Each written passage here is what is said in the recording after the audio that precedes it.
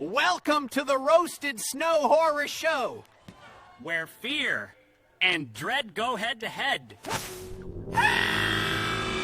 Welcome to the show, where the screams collide, where blood runs cold, and the shadows hide.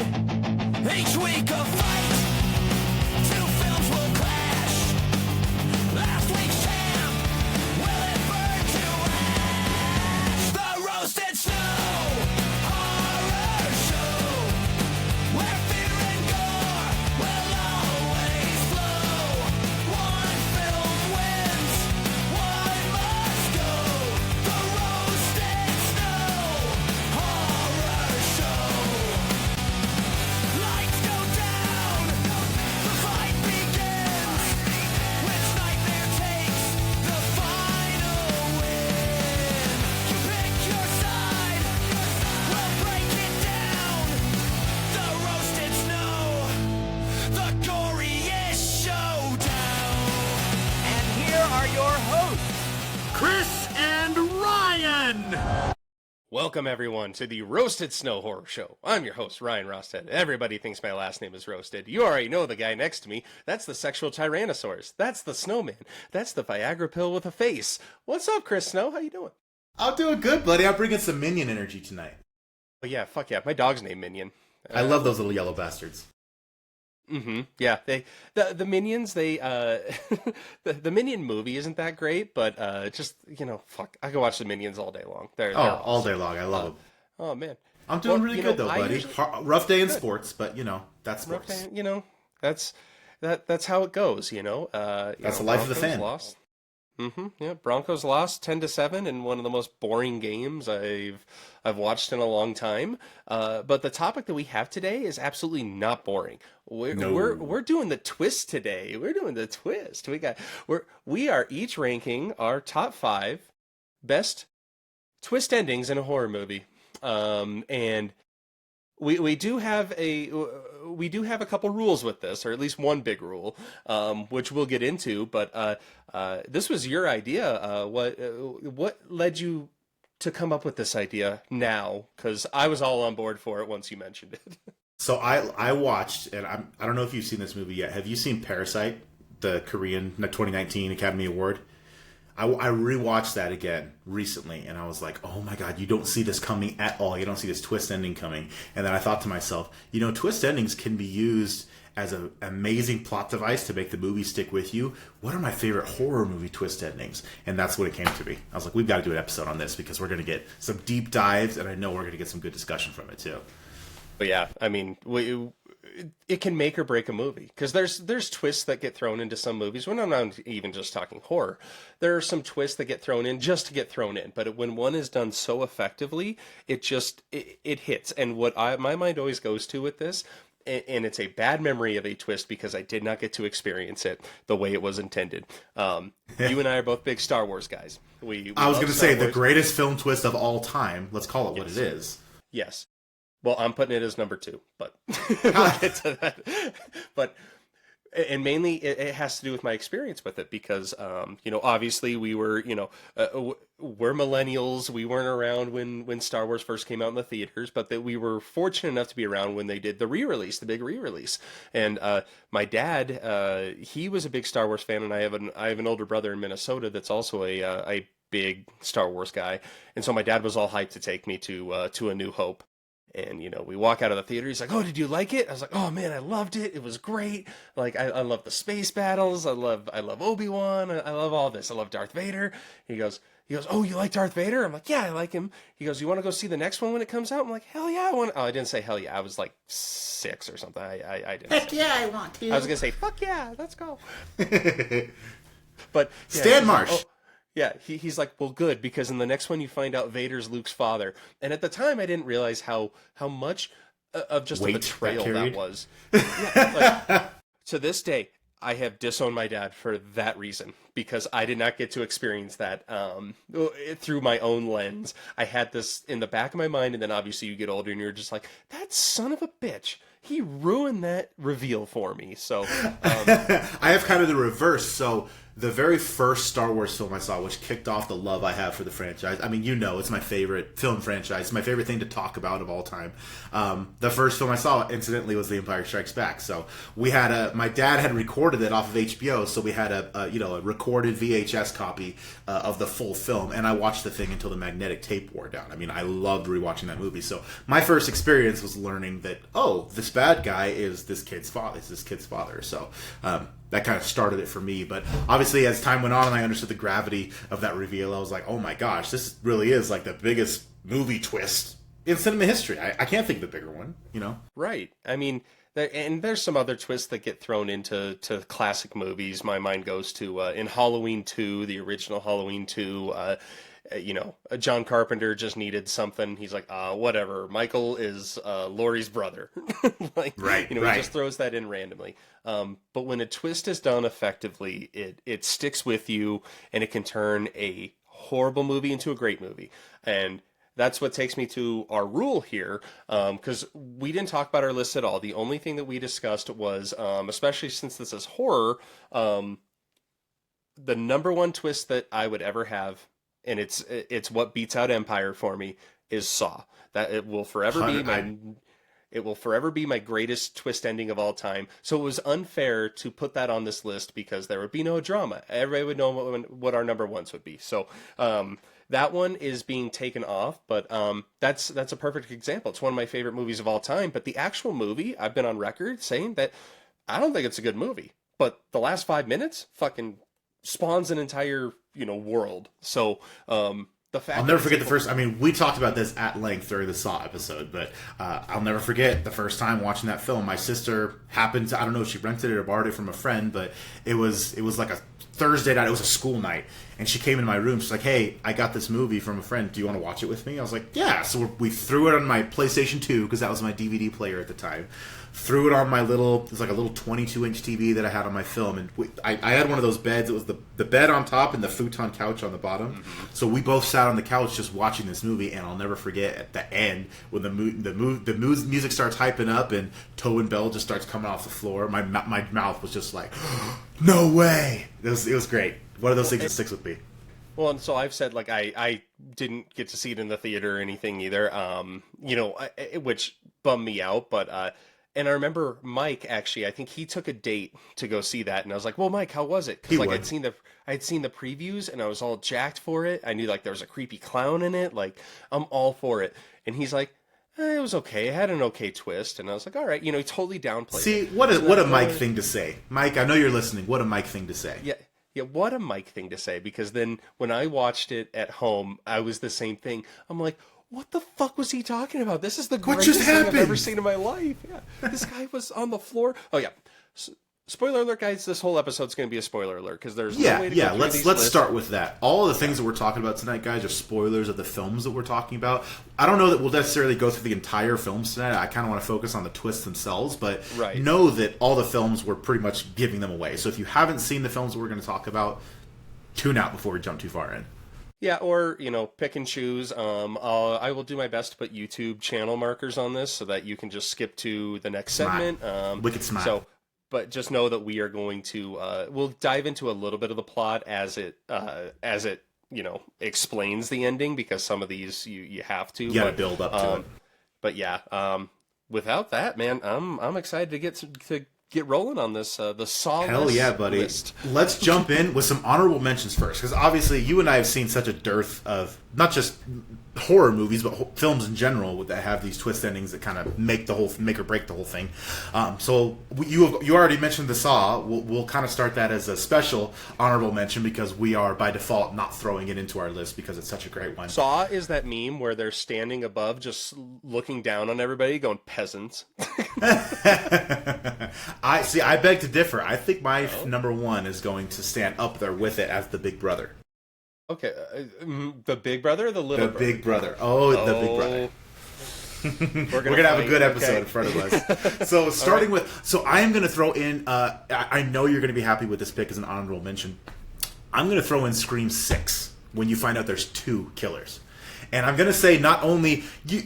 Well, there's There's three. Three, excuse me. Yeah, there's three. The film, it's sort of foreshadowing the two piece. It does a great job of keeping it back to where you're second guessing yourself. But one reason that I love the twist so much, and you actually have this in our intro, is when the second killer shows up and they both turn to the girl and both at the same time wipe the blood off their knife. I love that so. It's just a little subtle thing that they did that I was like, this is awesome.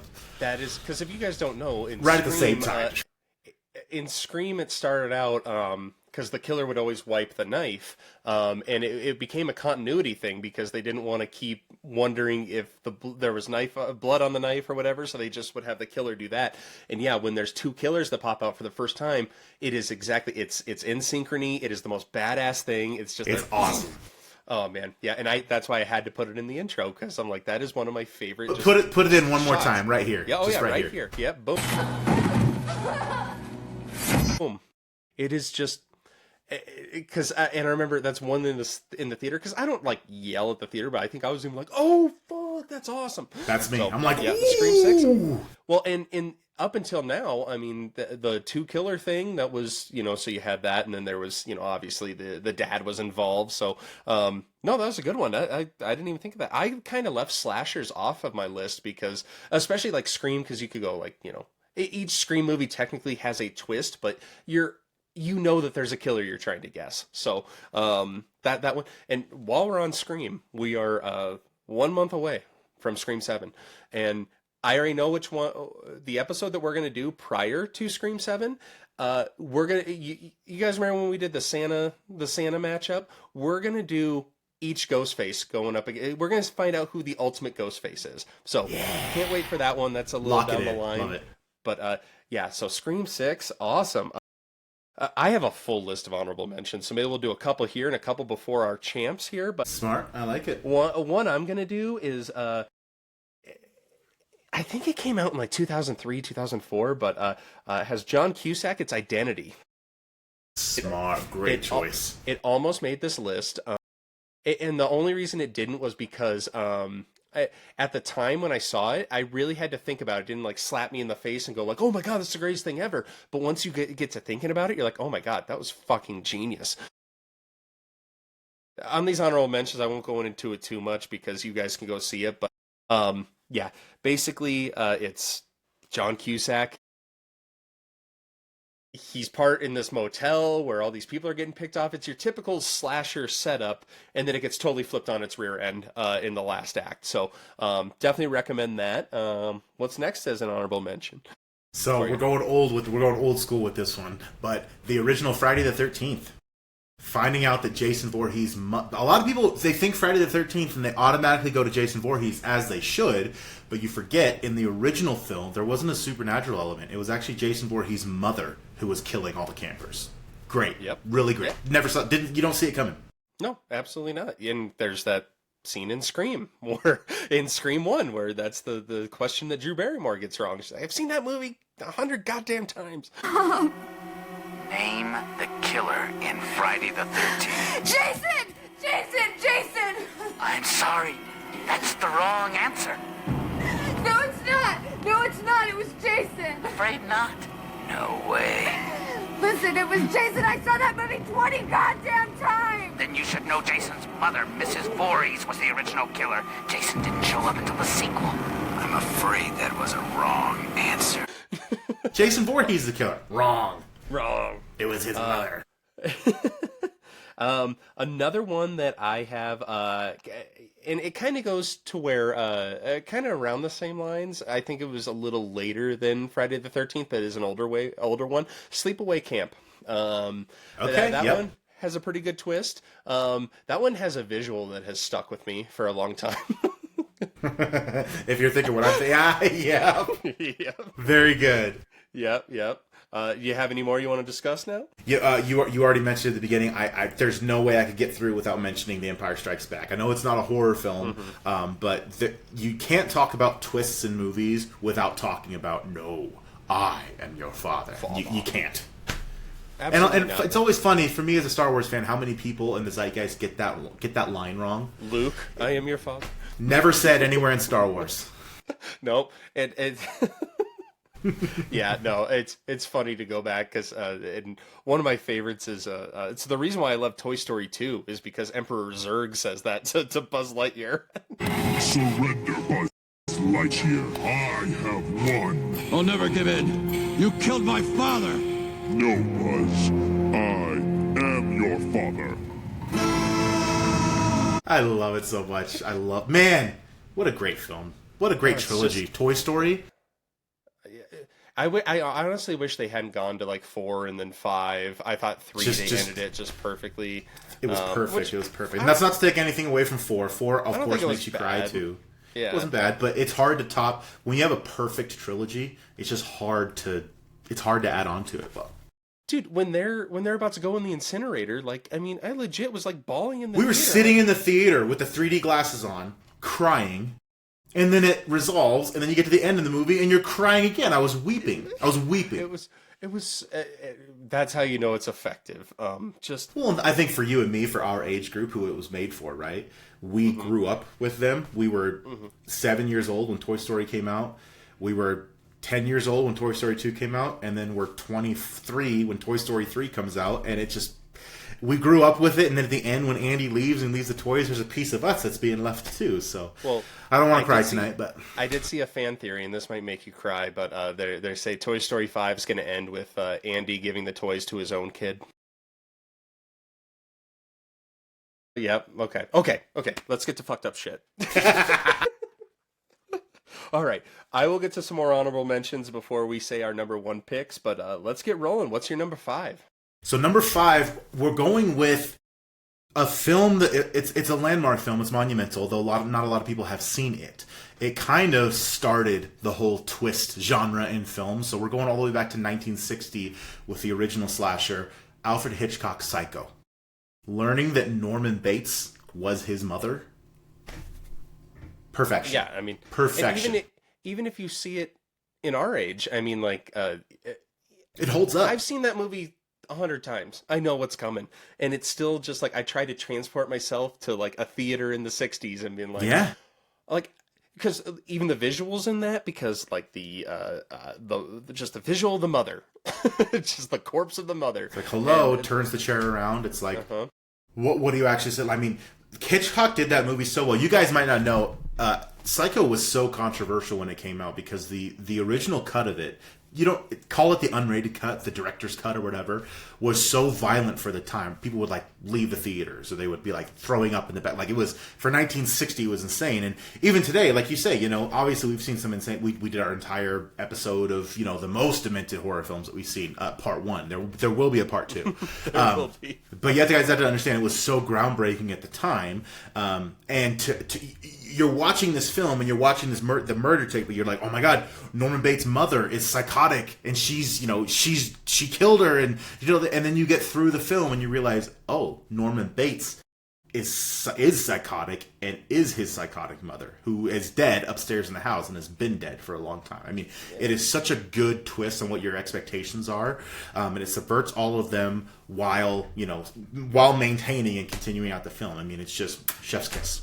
Well ahead of its time, and like because I had read that stuff too about people leaving the theaters and just being disgusted, and it's like maybe this is an extreme example, but it's like their version of Terrifier. Like there's people that, I mean, you got it. You just if you hadn't seen anything like that, I mean the shower scene, that's where everybody goes, that's what and that movie in itself has set up so many other films. Like I'm sorry to keep going back to Scream, but Scream has a ton of those callbacks to Psycho.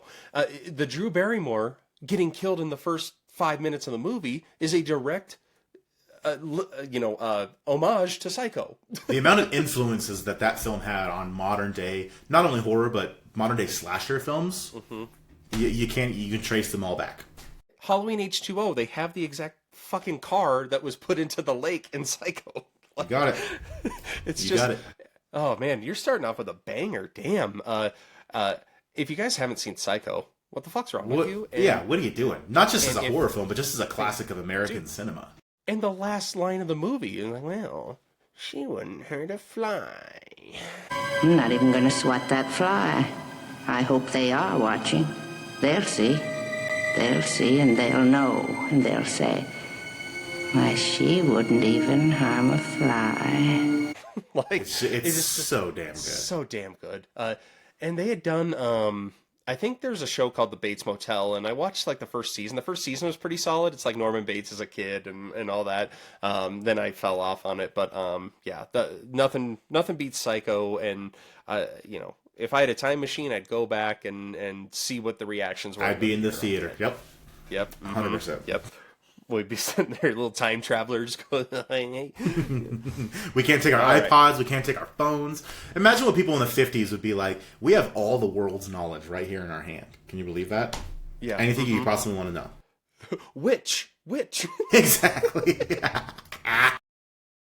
All right. So I'm going completely opposite because this one is not a classic by any means. But God damn it if it didn't have a twist that I did not see coming. And my list is more like these are movies that absolutely slap me in the face. Like maybe I had low expectations going in and I walked out going, damn, that was good.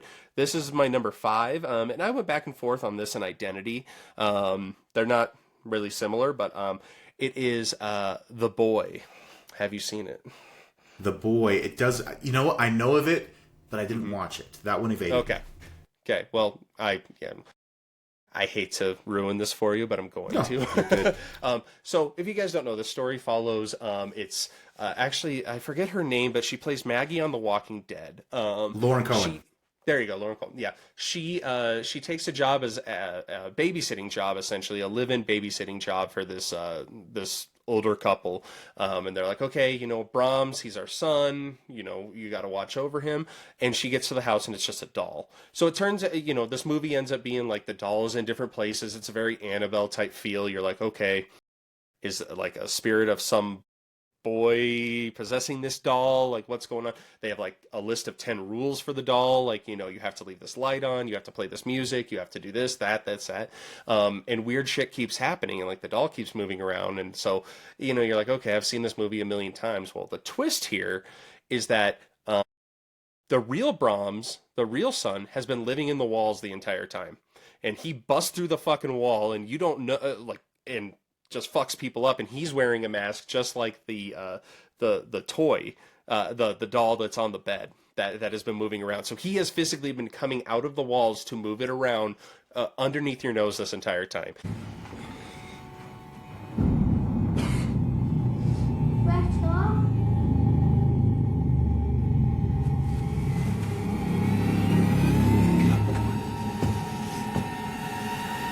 Jesus, what is that?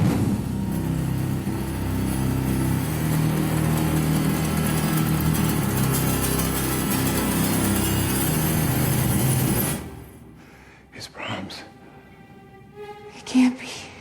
And I think it's a PG-13 movie, so it's not one that I had high expectations for. But I'm just like, I did not have a dude coming out of the fucking wall on my bingo card with that.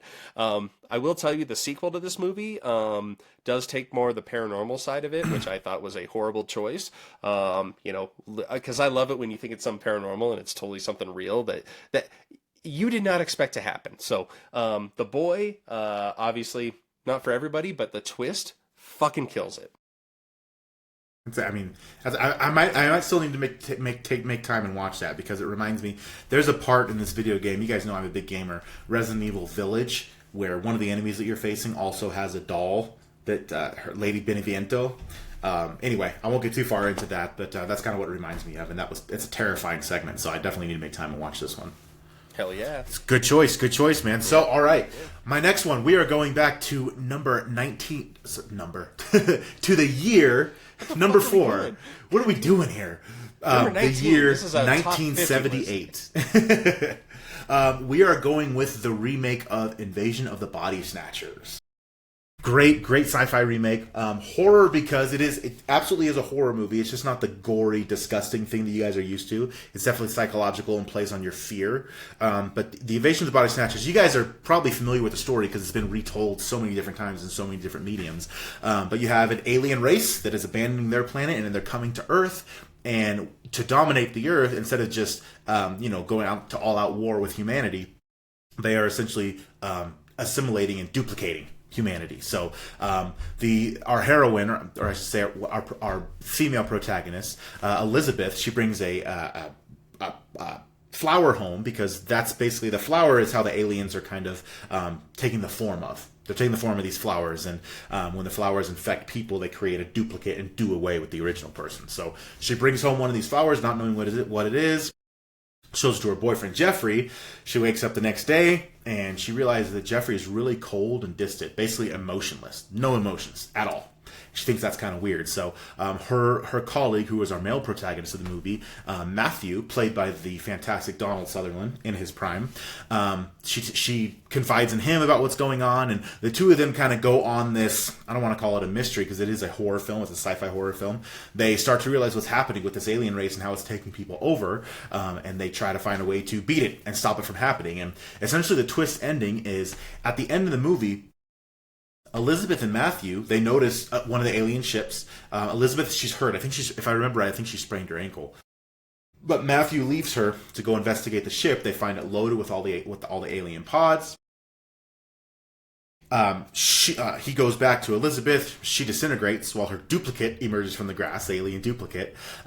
He runs, breaks into the warehouse. He burns down an entire building that has a ship in it, destroys a ton of the plants, and kills a ton of the pod people. So it's kind of this climactic thing where you're like, all right, Matthew saved the day, and he destroyed them all. And then the scene shifts to the next morning, and Matthew, and I forgot to mention that throughout the course of the movie, you realize that the pod people are everywhere. They've taken the place of so many different people.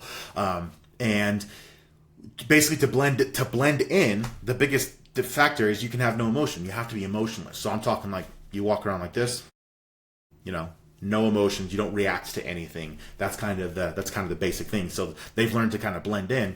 Anyway, after Matthew destroys everything, the scene shifts the next day. He's going to work. He's in the health department. He's just kind of acting emotionless because even though he destroyed a bunch of the aliens, he doesn't quite know, who's left. How are we going to infiltrate and pick out the rest of them that are aliens? He's acting completely emotionless, blending in perfectly. Another character, her name's Nancy. She calls out to him because she knows he's okay. She's like, Matthew. And he looks at her, emotionless, and she waves at him like, I'm okay too. But instead of responding, Matthew, he goes like this. And points right at her, because that's what the aliens do. So you realize that Matthew has been duplicated all along. So good. It's so good. Damn. You can catch the last 2 minutes of the film on YouTube. Just look at Invasion of the Body Snatcher ending. It is so good because you have zero idea that Matthew's a duplicate. No idea. It's so good. It's so good. Damn. I'm getting chills just thinking about it now. Well, so you were talking about, that they're a plant, and, we are talking about twists, and I did mention unnecessary twists in movies. I'm curious if you've ever seen M. Night Shyamalan's The Happening. Of course. I was going to see if it was on your list or if it was going to be an honorable mention. Fuck that. It's Good. You still have good taste. I love it. God, that movie. Yeah, I remember I went and saw that in the theater, which isn't great, but yeah, it's the plant. It's probably Mark Wahlberg's worst role. It's the plants. The plants are getting us. It's the plant. It's the plants. No, I wouldn't. By who? What? I wouldn't do that. No. By who? Yeah, no one's hurting you. I'll never forget John Leguizamo getting in the car. They just drive right into the thing. Right. There's a lawnmower scene in that one too, just not on the lines of Sinister. Nothing will ever beat that. But another sci-fi one that I thought of, which probably isn't on either of our lists, so but stop me if it's a movie. It's called Life. This isn't on my list. I got thinking about it when you were talking. Ryan Reynolds, Jake Gyllenhaal. The twist on this one's really good. Yep. And it basically it's your typical alien movie. These researchers are out in space. They find this a living organism that ends up rapidly mutating and fucks up everyone on the ship. So the last two survivors, they again, if you haven't seen it, fucking stop listening. But The two survivors, they determine they're like, okay, one of us has to take this monster into the pod. There's 2 escape pods. One has to take this to a pod and get launched out into deep space, and the other one has a chance to escape to Earth. So Jake Gyllenhaal says, I'll take the monster and get launched off into space. So the pods go their separate ways. You know, the one pod's getting launched off into space with the alien, and the other one's crash landing into Earth in the ocean. So crash lands to Earth in the ocean. They open up the pod. You think it's going to be the other lady. Nope, it's Jake Gyllenhaal and the alien. Their pods got mixed up, and the other girl's floating through space. So now this alien form is in on Earth. So we're all fucked. Yep, just like The Thing. Yeah, that movie is just. Yep, exactly. It just the way they did that was just fantastic. So, that was all right, great. You went with 2 oldies. I'm starting to realize my list is more newbies, more modern. Which I like. This it's a little different. A little taste, number little old, 4, little new. Yeah, maybe. Number 4 for me is The Uninvited. Okay. This one is your typical, it's a teen movie, I would say. Basically, the premise, it follows, there's been this tragedy. There's been a fire at this house, and there's these 2 sisters. Their mother has died in this fire. They survived. They're fine. But their dad was, first of all, their mother was sick, so they were all kind of caring for her. But during this time, their dad started moving on and dating this younger chick. So then it picks up sometime after the fire, and that's really where the story gets going. I think the main character was sent away for a bit just to kind of get through her shit. She comes home, her and her sister bond. Her sister's like, stepmom's still here, blah, blah, blah. So it turns into this thing like, we know she had something to do with the fire. We know that. She wanted to take our mom's place. So there's this big cat and mouse thing. The sisters are going to try and get her. It turns out that the sister, I think her name is Alex, the one that was not locked up, she ends up killing the stepmom, and she goes, I had to do it. You know what she did. Their dad comes home, in a panic, and the 2 sisters are standing there together. They're all bloody. They're, like, hey, we had to do this. This is what happened. Alex didn't mean to. And the dad, he just stops, and he looks and goes, what'd you say? Well, Alex had to do it. And he goes, Alex died in the fire. What are you talking about? So the entire movie, the interactions that have been happening have only been happening to her because she is seeing her dead sister. It turns out that there was this freak accident. She had gone into the I think it's like a guest house or a boathouse that their mom was in, and she was going to get gasoline to go burn down and fuck up the stepmom. There was a gas leak, and her sister Alex goes back in to check on her mom, and then the whole house explodes. It's Rachel, Dad. Rachel started the fire. What are you talking about? She killed Mom. Dad, I know you never listened to me, but you have to believe us. She waited until you were out of town, and she drugged me, and she drugged Alex. What? She was gonna kill us. Alex had to do it, Dad. She saved us. Alex? Alex, tell him. Anna, what are you saying? He can't see it, Anna. He never will. Anna, you know what happened to your sister. Tell him, Alex. Don't believe him. She died. No, don't believe him. In the fire. It was a year ago. No, he's lying! Alex is dead. Chad, we got some. The guys, they want to come back to our house. It's not our house anymore. What are you doing? Make it burn in hell. Anna. Anna!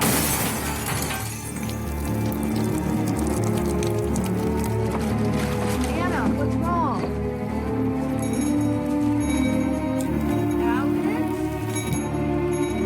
Coming, Mom.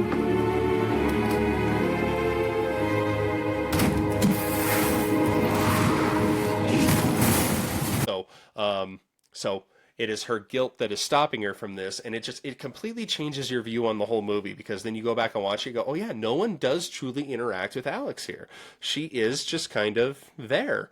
And, but you don't notice it until you get to that point, and just the acting from the father and how he's like, what are you talking about? Your sister died. And it's like, oh, fuck. So, The Uninvited, that one stuck with me. Yeah, I haven't seen that in a minute, but that's a good one. I know. Yeah, it was a deep cut. I saw that in the theaters too. And, the poster looks really dumb. It's just like, ooh, somebody's, looking through a glass. It looks like a straight to DVD, but, yeah, that is my number 4. Very cool. Well, before we get to number 3, I want to throw out another honorable mention that comes off of my list. This movie wasn't that successful. It has more of I don't want to call it a cult following because it's not quite at that level, but I'm going with The Descent. Our heroine, at the very end, you find out she actually never made it out of the damn cave. It's actually really cool. But then they retcon it, because they do a sequel where she does get out. I don't even want to talk about the sequel. But that original ending, because she goes through, you think it's actually happening. She's able to crawl out and she's able to survive, and then the camera just pans in and she's still in the cave, and all the creatures are coming around her. They are just coming on. That movie, just from the jump on that movie, because the dad dies in a horrific way in the car accident. Well, and I'll never forget the trailer for that one. It's like she's in the cave. She has just I think it was either a lighter or her flashlight, and you could see just out of the range of the light, one of the creatures is like right there next to her head. Well, fucking Juno. That was good. That bitch. Yeah. Yep. But yeah, those types of movies The Descent is so damn good. It's so claustrophobic. It really makes you... There's a lot of dumb decisions that happen in that movie. It's typical horror movie shit. Like, we're going to go discover this cave that no one's discovered. And that's so... Fun fact. As terrified as I am of heights, I will fly a plane. I will take a Ferris wheel. I'll do the Tower of Doom 20 times before I go into a GD cave. No thanks. Never. Nope. Spelunking and those people that are like, oh look, we can crawl on our stomachs and get into the antechamber. I'm like, get the fuck out. I am not going in there. You guys are out of your mind. Have fun. Here, not for me. You have to swim under this part for 5 Did you ever see those like TikTok videos or internet and Instagram reels of cavers who are like flat on their stomach and they're like crawling through a cave? Have you ever seen those? I'm just like, no, fuck that. No, nope. I don't know what you get out of this. As Above, So Below had a couple. That was such a cool concept, dude. Yep. Man. Dante's Inferno. Fuck yeah, love that. Yeah, love it, buddy. And the found footage style on it. Yeah. Okay. Off topic. Another good one. Number 3. Number 3. So I'm going with this one's a little bit more modern. This one's actually based off a book that Stephen King did. I'm going with The Mist with Thomas Jane. So if you guys haven't seen The Mist, the ending is one of those one. It's another one that kind of sticks with you because it's nothing that's like your jaw hits the ground and you're like, oh my god, it was him the whole time. It's nothing like that, because The Mist is Tom Jane plays the dad, David, and he's at home with his kid in a small town in Maine when all of a sudden this strange, just heavy fog, this heavy mist just kind of rolls into town, and he takes his son.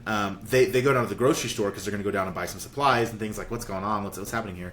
They run into a lot of people down there, and they find out that when they're getting ready to leave, there's a ton of people in the grocery store, and they realize that out in the mist there are these creatures, because someone tries to leave. He leaves the grocery store, and this giant tentacle comes out and just grabs it and rips him out.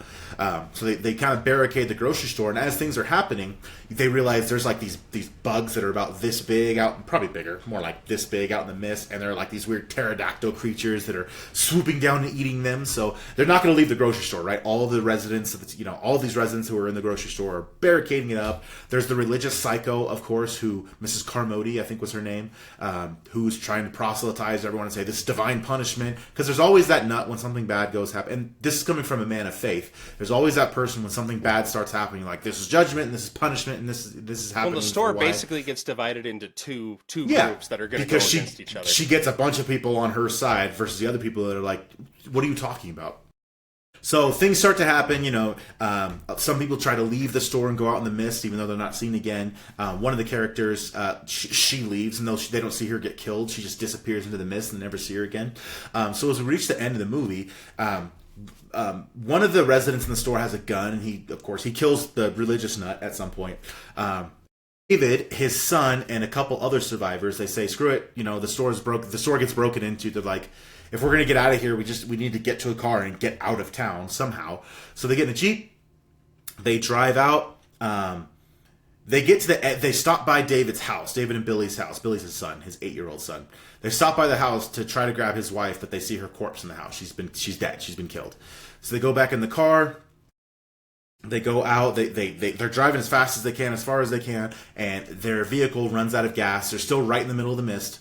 So they're like, well, we're dead anyway. So David, our main character, takes the gun and he mercy kills the whole group, including his son. So he kills the other survivors. He has like 4 bullets left in the gun. So he kills the other 3 survivors. He sadly kills his own son. And literally, as he lets his son's body go to the ground, he starts screaming at the monsters to just come get him, come kill him, because he's out of bullets. And instead of monsters, he sees the United States military coming through the fog. They're killing all the creatures. They're basically rescuing everyone in town. So he killed all of them for nothing. Like seconds. If he had waited seconds. Mm-hmm. What happens too is he looks out, and the woman who left the grocery store earlier, she's right there with the army with her 2 kids too. Like they were able to rescue them. So it's such a gut punch. And really I remember is. watching that, and I'm like, okay, I was like, this is gonna be such a downer, because obviously he has to mercy kill everybody, and you think that he's just gonna be left alone in the mist, and then you something will get him. Any other ending to this movie is like, oh, the army's coming. Hey, it's hopeful. It's the happy ending. It's just like, it is the most heartbreaking shit. And this is one of those where like the CGI isn't great, it's almost a B movie. Call it a B movie. Yeah, but it ends up on any list that you look at for any twist ending that people did not see coming, because I believe it does take a departure from the book. It does. That does not happen in the book. Nope. And the last scene of this film is the father just falling to the ground screaming in anguish because of what just happened. Army personnel all around him. Kind of come in like, are you okay? But yeah.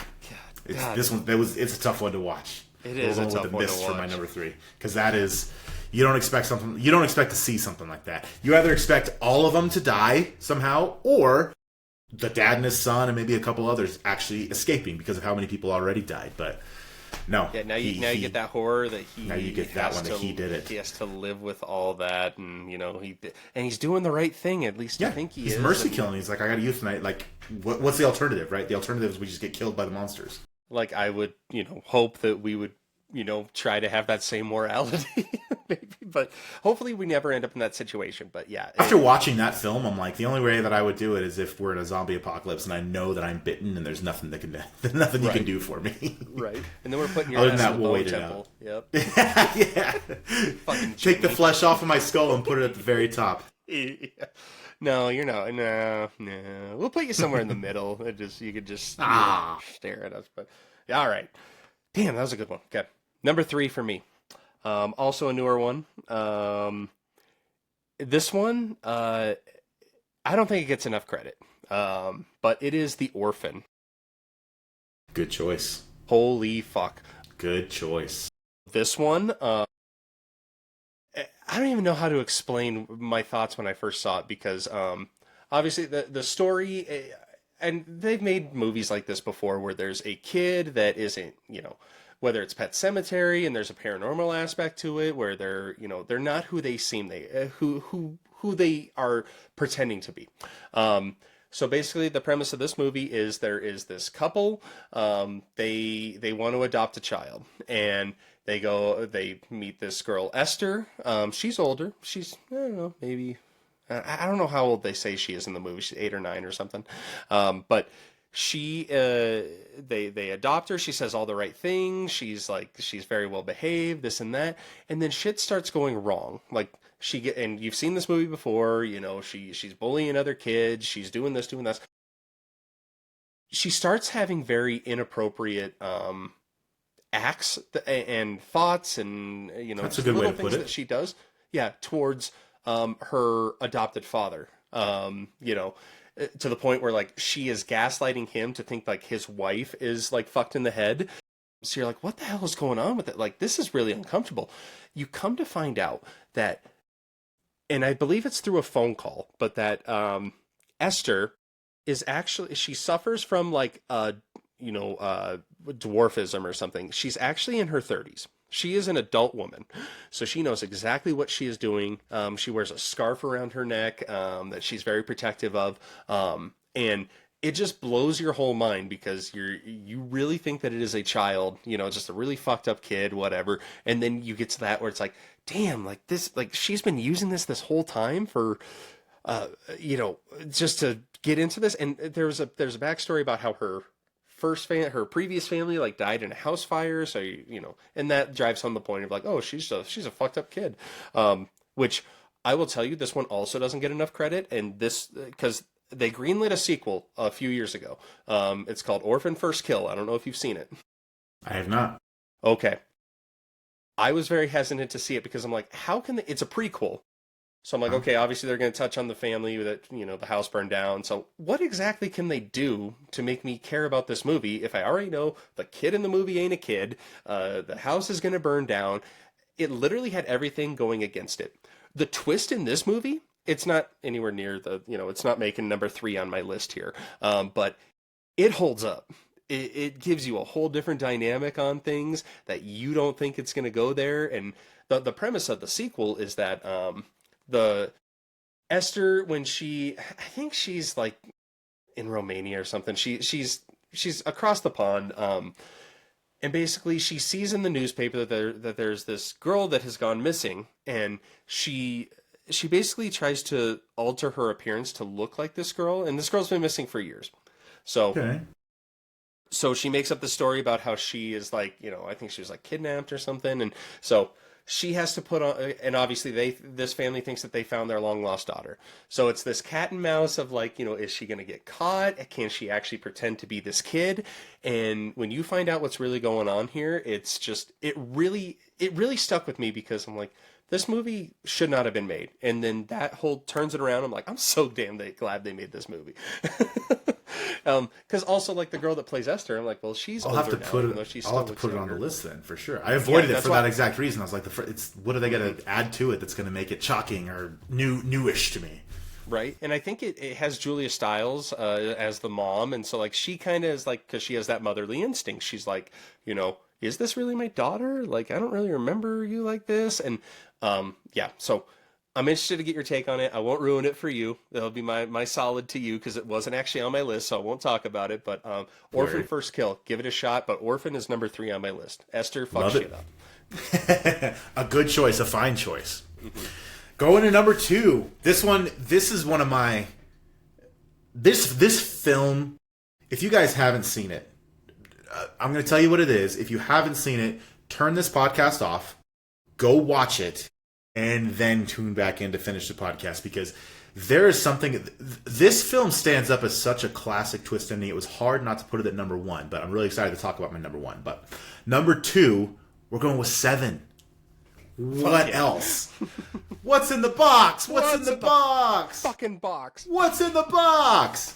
So if you guys haven't seen 7, damn it. Again, if you have not seen it, turn this podcast off, go watch it, then come back and tune back in. 7, from beginning to end, is such a damn good film. Number 1, it's got Morgan Freeman and Brad Pitt in 1995. You can't go wrong with that. And David Fincher and Gwyneth Paltrow, the beautiful Gwyneth Paltrow.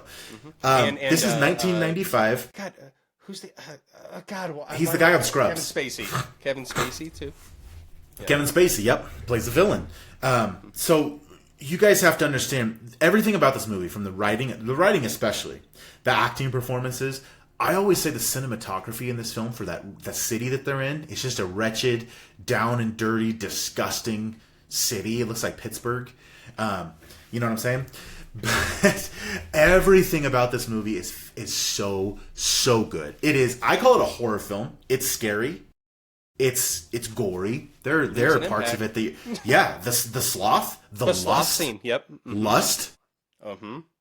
I mean, there are things and the final reveal at the end of the film, which I'm going to get to. I can't say enough good things about this movie. I mean, it is an absolute classic.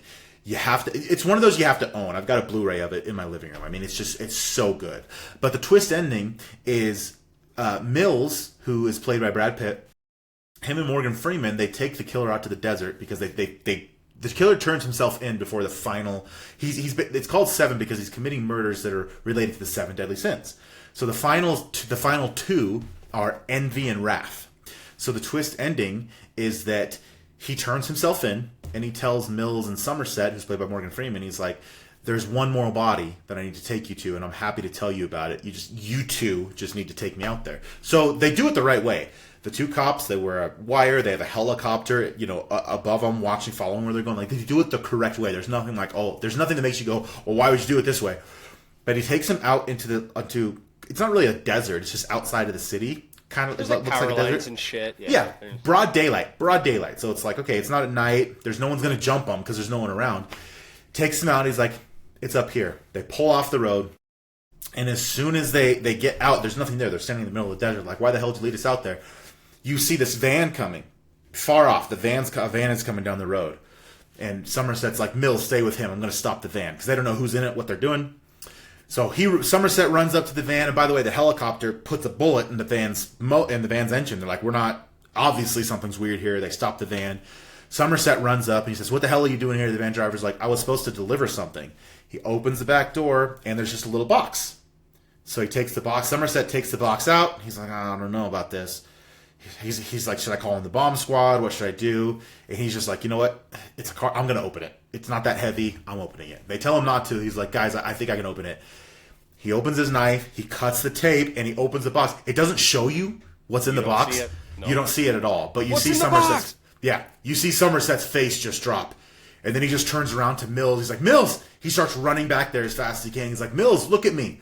And meanwhile, Kevin Spacey is saying to Mills, he's like, the final sin, my sin, I should say, is envy. I envied the life that you and your wife had. And she was so sweet when I paid her a visit this morning. She begged for her life and the life of your unborn child. And that was before I took her pretty little head. He had cut Gwyneth Paltrow's head off and put it in the box. She was pregnant with Brad Pitt's child. She was his wife. Her head's in the box. Somerset reaches him and he's like, Mills, look at me. And Mills, that's where you guys get the famous line. What's in the box? What's in the box? Because he doesn't tell him anything. It's the killer that tells him what's in the box. And the final sin, the final death is wrath. And Kevin Spacey tells Brad Pitt, he's like, become wrath, become the final kill. And he can't get over the fact that this dude just killed his wife and put her head in the box. So sure enough, he executes Kevin Spacey, takes him out. And that's the end of the film. I mean, that's another one that just sticks with you because this film is bleak. It's not optimistic. It's not happy. From beginning to end, you're just uncomfortable.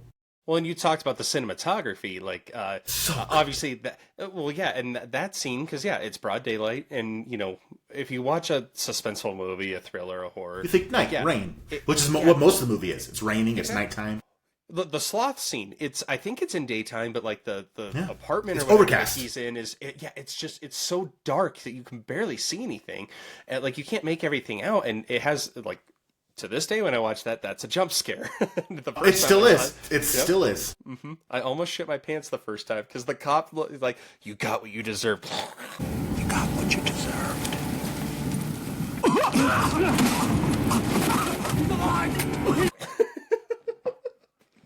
It's been a year he's been doing it to this dude. Mm-hmm. And just the mastermind, Kevin Spacey, this was all the plan the entire time. It is so damn good and so expertly done. And Morgan Freeman is just like the calm, cool, like, you don't want to do this. You don't want to do this. And it's like, he knows he's not going to stop him, but he's like, I'm doing my very Brad best Pitt's here. the young, impulsive detective who wants to make a name for himself, wants to do things the right way. He's not a bad guy or like an antagonist or anything.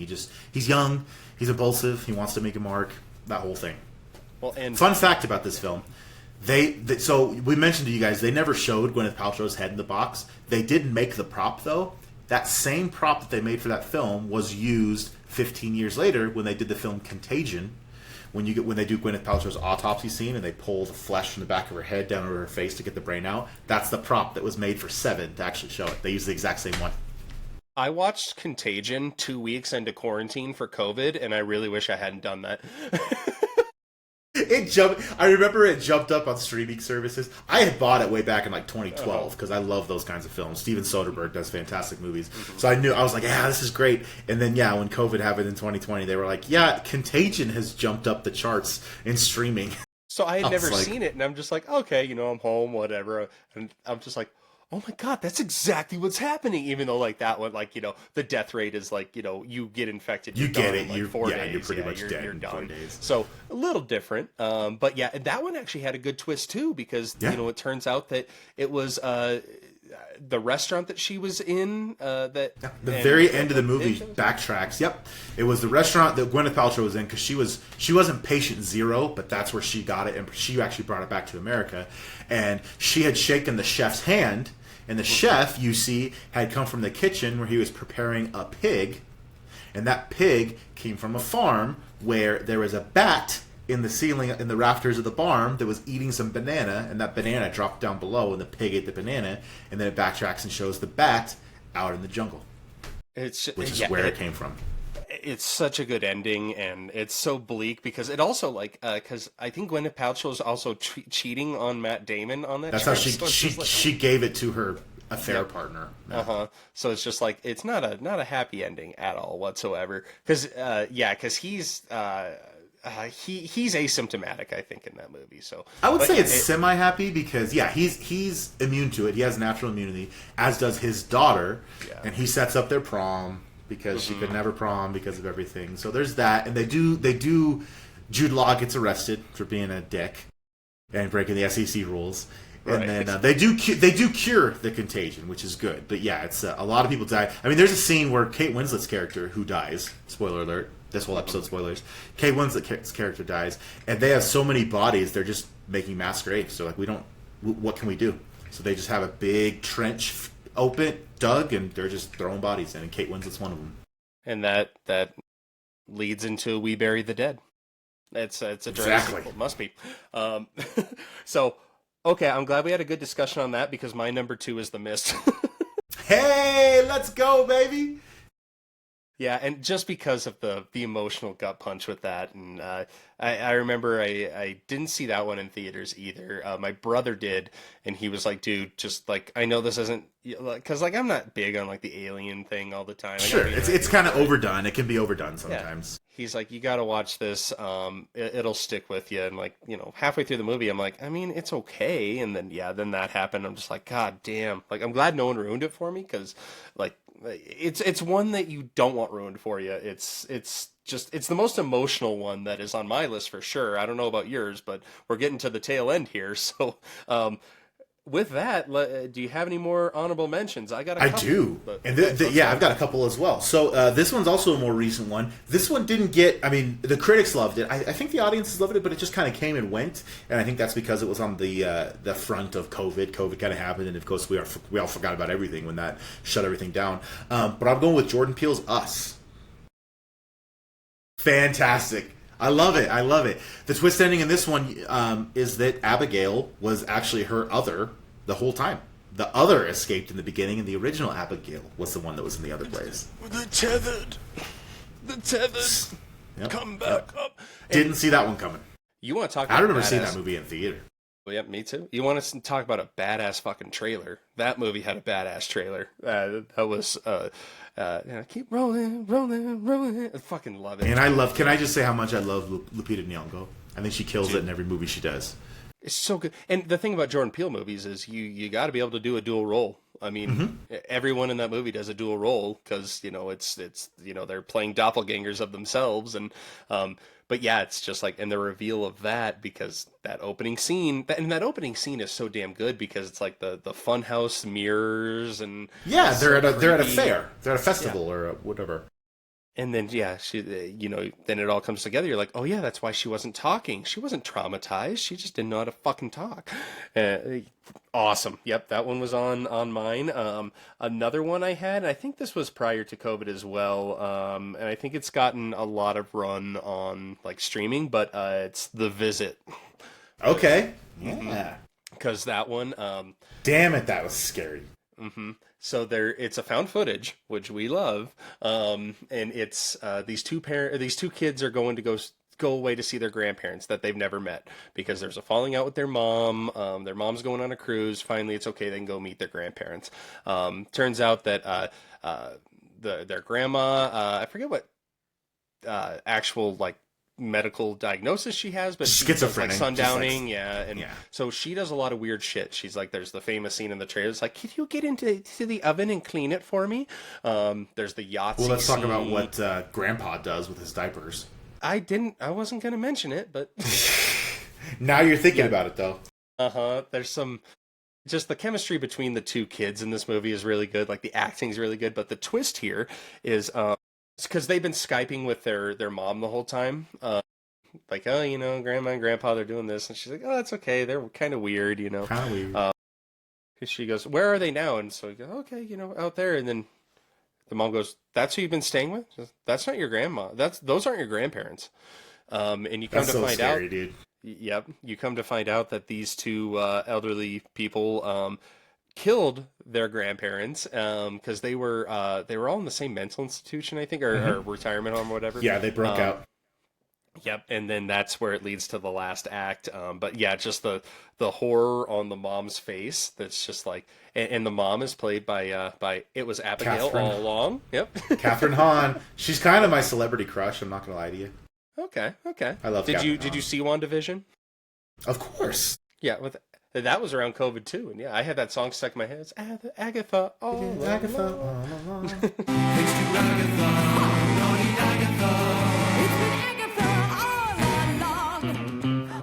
And I killed Sparky too. So yeah, that's one on my end. What else you got for? I got another one that's also recent. And these films, I don't think they get enough credit because there were some rapid fire horror films by this director in the late aughts and early 2010s. But we're going with Insidious, the original one. And why I say that is because we had Dead Silence, which we'll talk about at some point. Dead Silence, we had Insidious, we had The Conjuring. Like, there were a bunch that just kind of rapid fire. Insidious had a great twist ending because, you know, things are kind of building up throughout the movie. It's not super scary until it kind of reaches the climax of the film. It's more like edge of your seat. That movie's scary. Okay, I'm glad you said that. I'll give you that one, buddy. I'll give you that one. You get Lipstick Demon right behind her fucking face. I just call him Darth Maul. He's just Darth Maul. Obi-Wan, where you at? I can still hear that voice.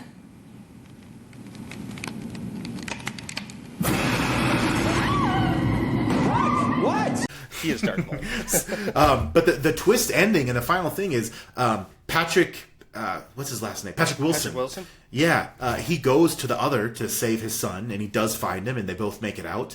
But the old medium kind of looks at him like, wait, are you okay? Well, this is after they get back, and you think the movie's kind of winding down. She looks at him, she's like, are you okay? And she raises the camera and takes a picture of him, and he loses his mind because cameras will show what's actually, they'll actually show what's there.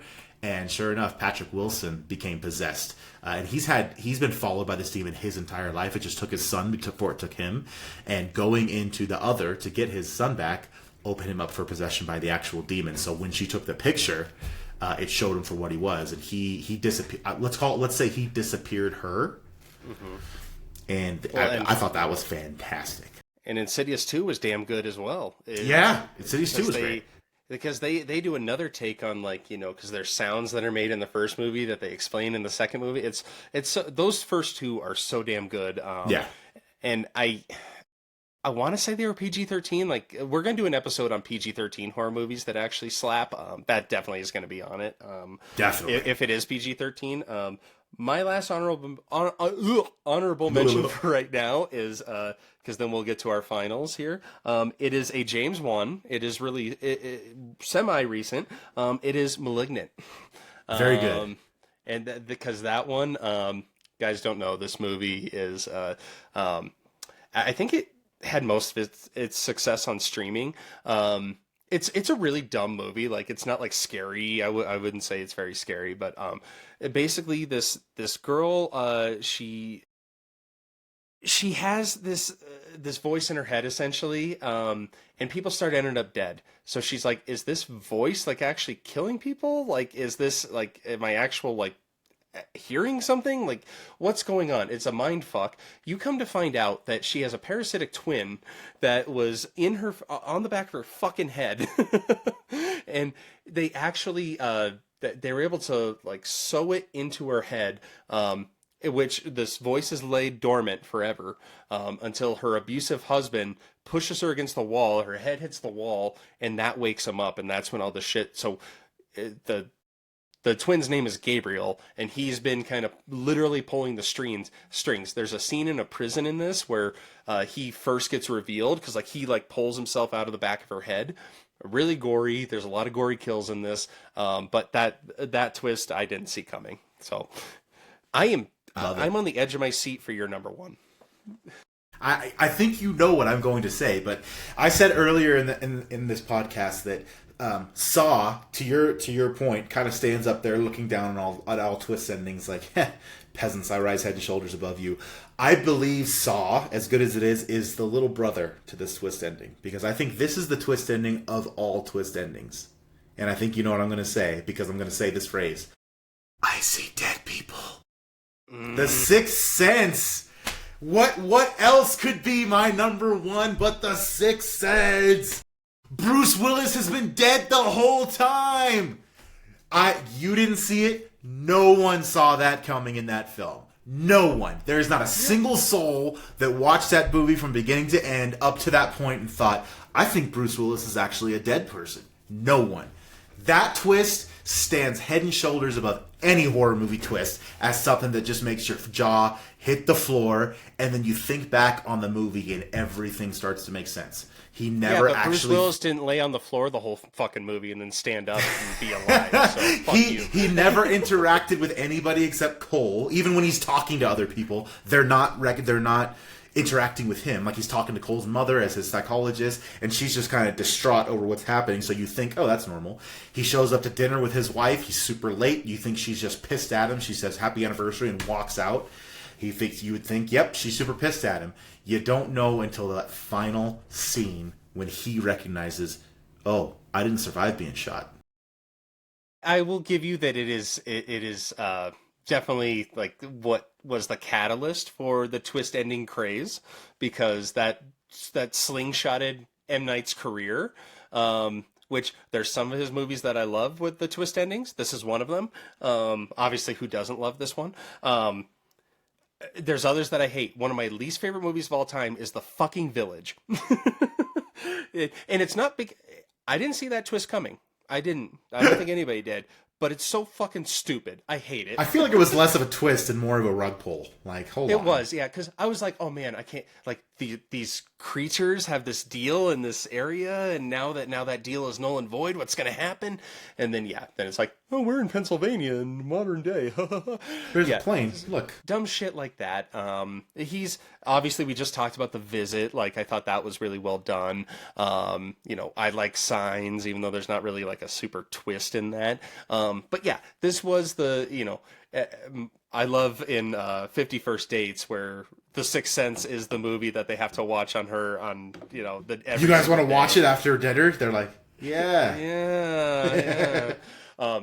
So I understand where you're coming from. I will just respectfully disagree on the. You're out of your fucking mind. I had more of an impact from when Jigsaw stood up than when I found out Bruce Willis. Not to say that did not have an impact when Bruce Willis.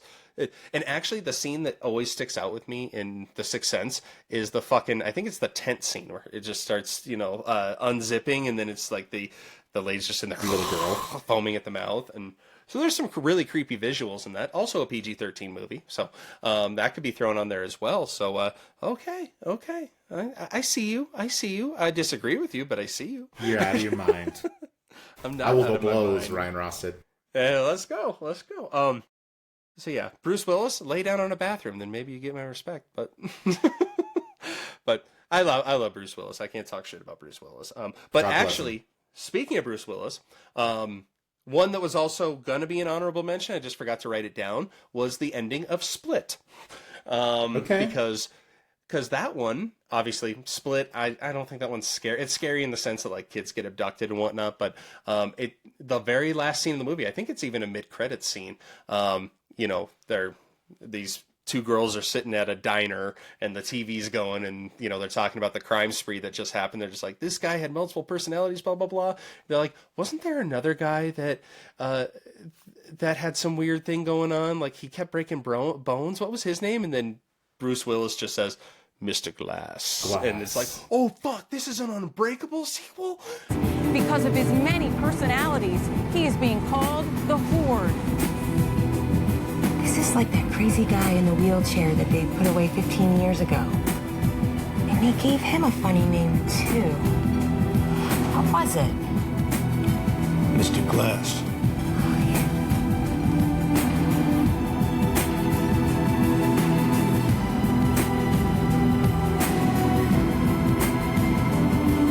Yep. Fucking love that. That was so good because it was the second in the trilogy, and you had no idea until then that it was actually in the same universe. Yeah, you're like, what the fuck is going on? And yeah, Bruce Willis just perfect. He's like, yeah, Mr. Glass, and Mr. Glass. Samuel L. Jackson's so damn good as Mr. Glass too.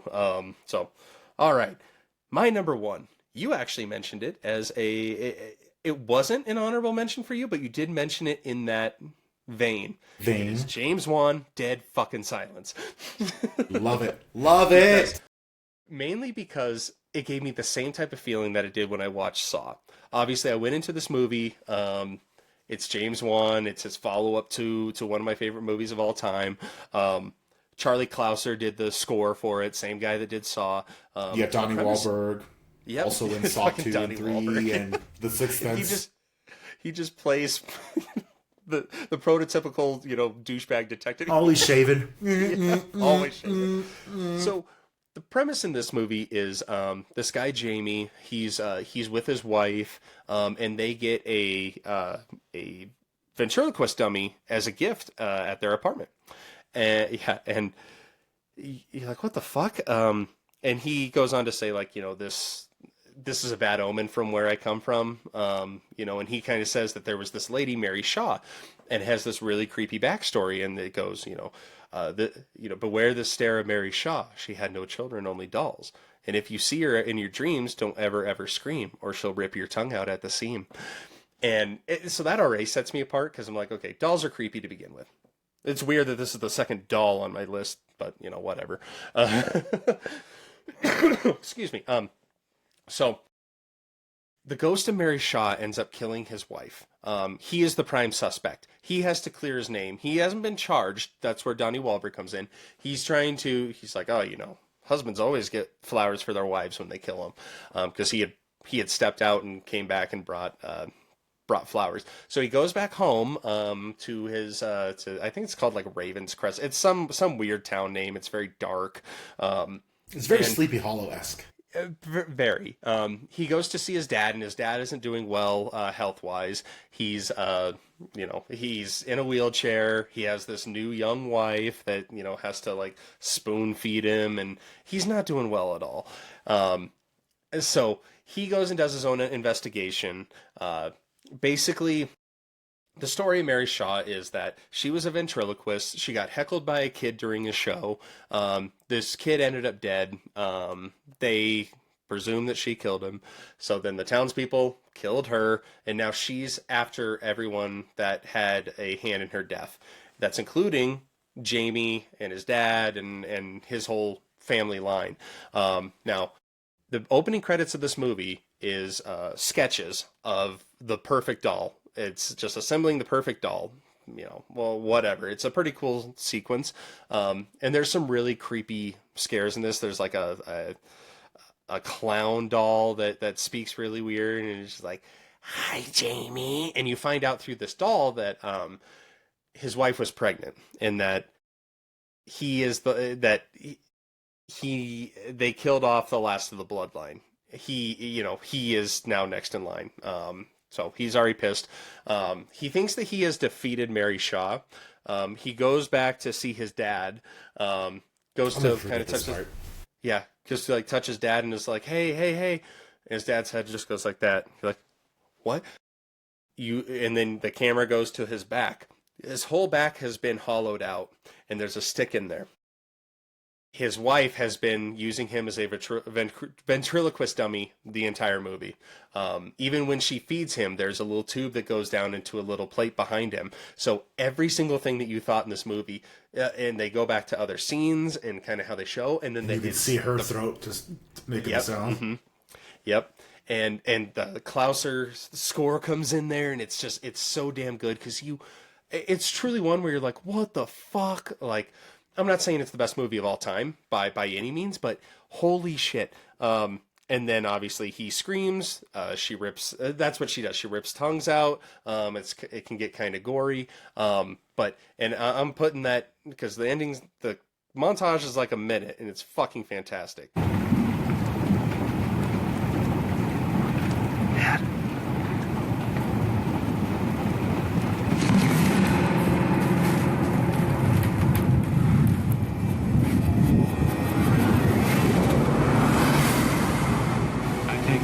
The easiest person to get along with in the past.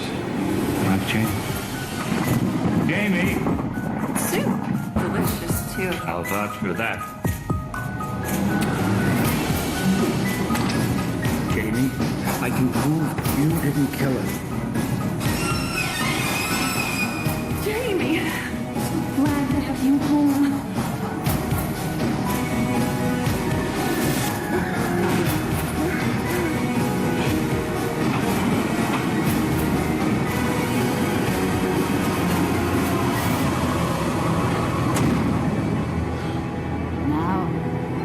Who's the dummy?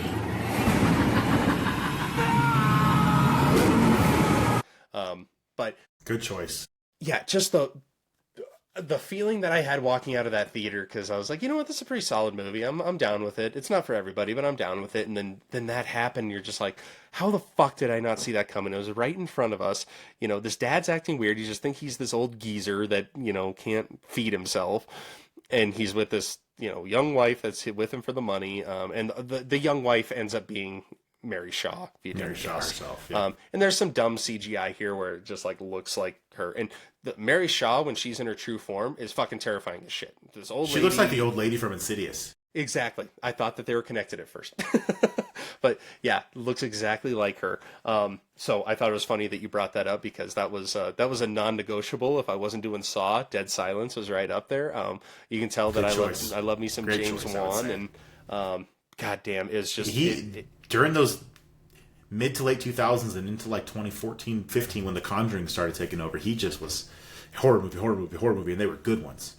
They were damn good ones. And even The Conjuring, they don't really have twists. I guess the Valak twist is kind of one, but it's just a good old-fashioned in-your-face horror. And I will say it's kind of refreshing once in a while to see a horror film that doesn't have a twist ending, and it's like, oh, was this person or is this all along? It's kind of nice to come to a resolution where it's like, yep, we found out what was happening, we faced it, and we won. Or we didn't win, one of the two. But then I'm still waiting for something to happen at the end of these movies, and then they're just like, oh yeah, and then Ed and Lorraine Warren went off and did this, but yeah, they tie it up in a nice bow. But damn good movies on this list today. Great list. If you guys haven't seen them, I mean, if you stuck in this long, I hope you've seen them, because we just spoiled all of them for you. But I hope if you hadn't seen some of them that you actually, especially Seven. If you hadn't seen it, that you tuned out, went and watched it, and then came back, because man, is it good. It's so damn good. And if you guys have any suggestions, let us know. Any twist endings that you didn't see coming. Tell us your favorite twist endings. Yeah. roastedsnowhorror@gmail.com, or on any of our socials. Just look for Thriller and Chiller throwing down right there over Bruce Willis versus Jigsaw. But we've suggested a lot of movies, so I am interested in what your true suggestion is for this episode. That's a good question, because you're right. We went through twist endings are always fun. We've given a lot of good suggestions up to now. I'm glad that you said Dead Silence, because at some point I was 100% going to suggest that everyone watch that movie, because that one is also fantastic. But we're gonna go a little back in time on this one, because we've talked about this film a lot, but we haven't actually suggested that people go just sit down and watch it. I'm suggesting the original Halloween, 1976 Halloween. You guys have to go back and watch. This movie came out so close to Texas Chainsaw. I mean, these are really... We talked about Psycho, of course, but these movies really kicked off like the slasher genre as we know it today. When you think of the all-time movie slashers, you think of Michael Myers, you think of Jason Voorhees, you think of Ghostface at this point, you think of Freddy Krueger. Michael Myers, or we should call him The Shape, right? That's what he's kind of called, The Shape. Is kind of the original iconic horror slasher, in that, maybe not the original, but the iconic horror slasher of the thing that cannot be stopped. I mean, we you go through the history of who Michael Myers is, and Laurie Strode, of course, the always wonderful Jamie Lee Curtis in her first. I don't know if it was her first role, but certainly one of her first ones. But it turned her into the Scream Queen. Young Laurie Strode. This is an absolute classic of cinema, not just of horror, but of American cinema. Another one, you guys, if you haven't actually taken the time to just sit and watch the original Halloween, definitely do it. It's like the score in it is great, and then if you've watched it and you don't know a lot about it, there are documentaries out there. There's featurettes, like the Michael Myers mask is a William Shatner Captain Kirk mask that they just. There's actually, if you guys watch the movies that made us on Netflix, I think it's season 1. One of the episodes is about Halloween, and how it was, which I think we talked to with our guy Joe Castro on this, but how it was dead on arrival when it came out, and it was going to be pulled, this and that. It's an indie film that they made it for dirt cheap, and then it spawned a sequel, and then a million other sequels. Then we get fucking Busta Rhymes. But yeah, the original Halloween, even if you just take that as a standalone and don't care about any of the sequels, it's a damn good movie. Even if you want him to be her brother, if you don't, it doesn't matter. It's so good. The first scene in that movie, with the POV shot, so yeah, it's so damn good. You see Michael Myers' face for like half a second. After the first, because obviously he's a kid, so you see he's a child, and then after that happens, and you see him out front holding a knife, and the camera's out and zooms back in his clown outfit. It's just and just the scene where he picks up the clown mask and puts it on, so you get the POV through that. It's so damn good. It's definitely up there with one of my favorite classics of all time, and the theme song just slaps 1,000,000%. I'm gonna go with one that I don't think a lot of people have seen. I stumbled upon it by accident on Netflix. It's called Fractured. I think it came out in, I want to say maybe 2021, maybe a little earlier than that. But this one goes with our twist ending theme. I was going to put it as an honorable mention. I saved it for this specifically, so I will not spoil it for you. But the premise is this dad... I think his wife and his young daughter are on a road trip, and they have to stop and I think let their dog out to go potty or something. And their daughter falls and has an accident and hits her head. And so he has to rush her to the hospital.